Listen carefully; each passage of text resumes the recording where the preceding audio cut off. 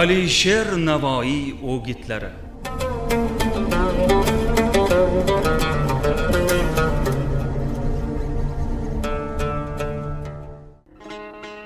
Kishining iymoni ahdiga vafo qilishidan bilinadi.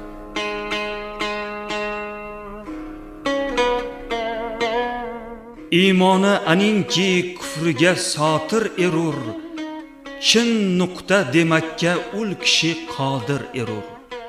Har kimsaki iymon ishida mohir erur, iymonini bilki otidan zohir erur. Ya'ni kishining iymoni kufrga to'siqdir.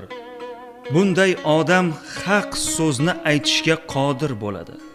Kimki iymon xususida mohir bo'lsa, bilingki uning iymoni otidan bilinadi.